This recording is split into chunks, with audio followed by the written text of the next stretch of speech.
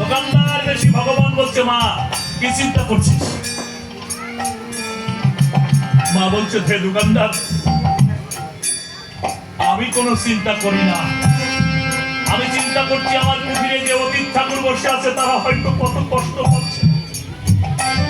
তাই ভগবানকে ডেকে বলি, হে গোবিন্দ, আমার দুঃখ যত দাও, কিন্তু আমার অতিথিকে কোনো কষ্ট দিও না। এই বলে মা ধরা আমার মুখে কৃষ্ণ নাম করতে করতে নিজের পরধার কেটে দোকানদার বেশি ভগবানের হাতে ধরিয়ে দিয়েছে। ভগবান মায়ের কাটা অঙ্গ মুখে দিয়ে চুম্বন দিয়ে সুন্দর একটা পাত্রের মধ্যে রেখে দিয়েছে। আর অতীত সেবায় যা যা প্রয়োজন সবকিছু গুছিয়ে আগের থেকে রেখেছে, এবার মাকে দিবে। কিন্তু মায়ের অঙ্গ দিয়ে রুধির পড়তে পড়তে সর্বাঙ্গ রক্তাক্ত হয়ে যাচ্ছে। দোকানদার বেশি ভগবান ভক্তের কষ্ট কিন্তু সহ্য করতে পারেন নাই। এই সংসারে ভক্ত আর ভগবান অভেদ। ভক্ত যদি কষ্ট পায় ভগবান ব্যথা পায়, আর ভগবান যদি কষ্ট পায় ভক্ত ব্যথা পায়। অভেদ। আজকে মায়ের অঙ্গ কেটে দিয়েছে, মা ব্যথা পাচ্ছে, কিন্তু সেই ব্যথা অনুভব কে করছে? ভগবান। দেখা যায় যে দোকানদার বেশি ভগবানের নয়ন থেকে অঝরে জল ঝরছে। মা ধরা বলছে, দোকানদার তুমি কাঁদছো কেন? কষ্ট তো আমার। তাহলে তুমি কেন কাঁদো? দোকানদার বেশি ভগবান বলছে, মা পৃথিবীতে ভক্ত দেখেছি অধিক, কিন্তু তোর মতো ভক্ত আমার জীবনে দেখা হয় না। এমন মানব পৃথিবীতে আছে যে নিজের অঙ্গকে অতীত সেবা করে। সত্যাচারী ভক্ত তুই। আমি অপবিত্র। আমি দোকানদার কত মানুষকে ঠকিয়েছি, জীবনে কত অন্যায় করেছি, তার হিসাবও নেই। কিন্তু তোর মতো শ্রদ্ধাচারী ভক্ত কয়জন হবে? তাই মা, অতীত সেবা করতে যা যা প্রয়োজন সবকিছু দিব, কিন্তু বিনিময়ে আমি তোর চরণ ধরে, তোর চরণে লুটিয়ে পড়ে একটা প্রণাম করে তোর সঙ্গে একটু আলিঙ্গন করতে চাই। কেননা আমার এই অঙ্গ তাপিত, আমার এই তাপিত অঙ্গ শীতল করবো তোর পরশে। তাই আজ ভগবান, দোকানদার বেশি ভগবান আজও মায়ের সঙ্গে আলিঙ্গন করবে বলে মায়ের দিকে এগিয়ে এসে বলছে, দে দে মা তো